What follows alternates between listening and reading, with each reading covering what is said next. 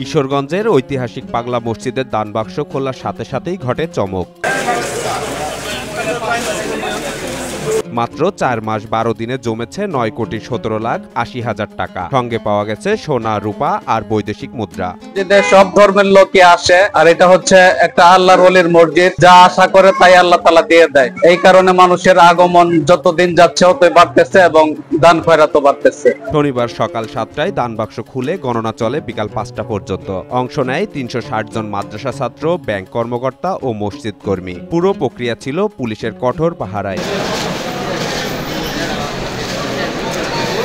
দানের টাকা মসজিদ, মাদ্রাসা, এতিমখানা ও অসহায় মানুষের সহায়তায় ব্যয় করা হবে। বর্তমানে মসজিদের ব্যাংক অ্যাকাউন্টে জমা আছে ৮০,৭৫,০০,০০০ টাকা। 10টি ঈদ সিন্দুক থেকে ৯,১৭,৮০,৬৮৭ টাকা। এছাড়া আমরা 15টি দেশের মুদ্রা পেয়েছি, স্বর্ণালঙ্কার, রৌপ্যের কিছু গহনা আমরা পেয়েছি। পাগলা মসজিদের জন্য ১১৫ কোটি টাকার মেগা প্রকল্প হাতে নেওয়া হয়েছে। ৬ তলা বিশিষ্ট ইসলামী কমপ্লেক্সে একসঙ্গে ১.৫ লাখ মুসল্লির নামাজ আদায়ের সুযোগ থাকবে। মনের ইচ্ছা পূরণ হয়, এই জন্য আসছি আমি। আমার বাবা আমার জন্য মানত করেছিল একটা, আমার চাকরি পরীক্ষা দিয়েছিলাম, চাকরি করার জন্য আমার বাবা আমার জন্য মানত করছে, আল্লাহ আমার মনের আশা পূর্ণ করছে, সেই জন্য আমি আসছি। এসে দেখলাম যে না, এখানে ভালো।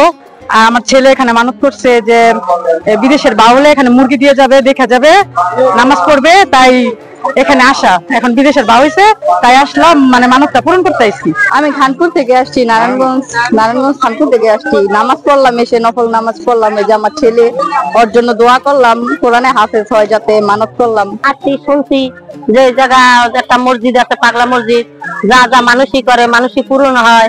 কেউ গরু, ছাগল, হাঁস, মুরগি নিয়ে আসে, হাজার হাজার লোক আসছে, তাই দেখবার আসছি আমরাও। আমি এখানে ৩২ বছর ধরে চাকরি করি।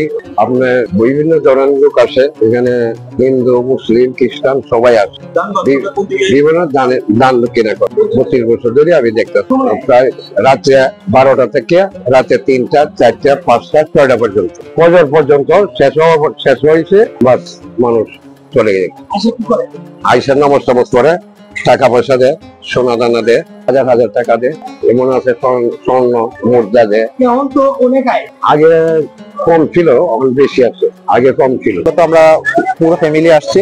আমার শ্বশুর বাড়ির লোকেরা আগে আসছিল এখানে, তাদের সাথে আমি আসা। আমি ফার্স্ট টাইম আমরা আসছি, আমার বাচ্চা কাচ্চা নিয়ে আসছি এখানে। মূলত আমরা সবাই নামাজ পড়তে আসছি।